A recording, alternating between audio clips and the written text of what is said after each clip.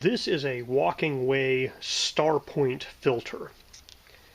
I was sent this to review for free. If you wanted to purchase it, it would cost you about $20. They haven't paid me for my review, and my opinions remain my own.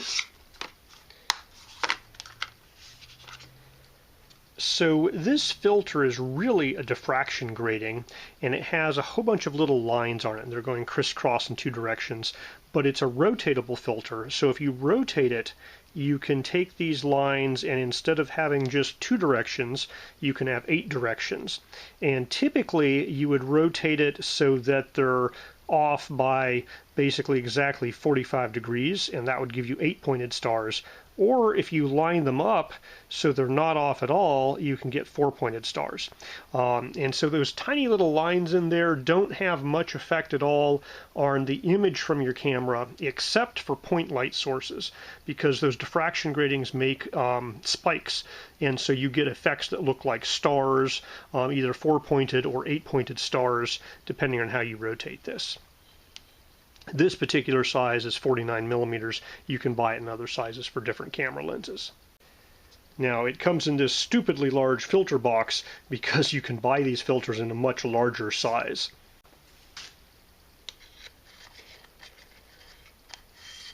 And so this can install right on the outside of your UV filter. There's no reason to take your UV filter off to put that on. So to demonstrate the effect you get with this lens, here's some pictures I took of the lights on a Christmas tree.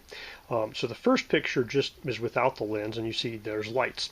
The second picture has the lens set up in such a way that it's the 4-pointed configuration, and you'll see there's diffraction spikes coming off of these lights, especially if you zoom in.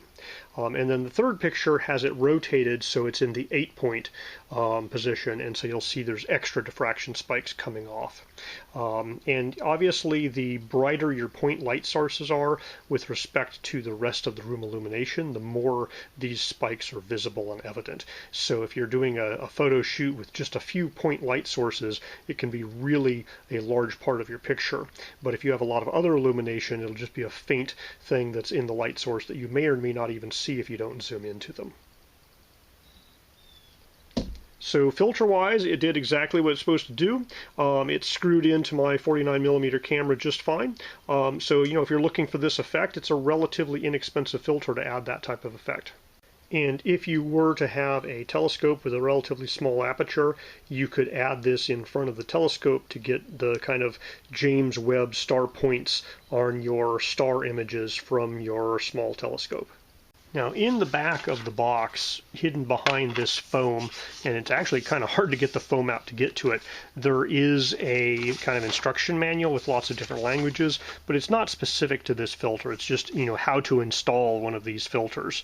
You know, so basically it's not specific to this filter. It's just generic how to screw in a filter and, you know, hey, look out, watch out for ghosting with bright lights because filters sometimes cause that.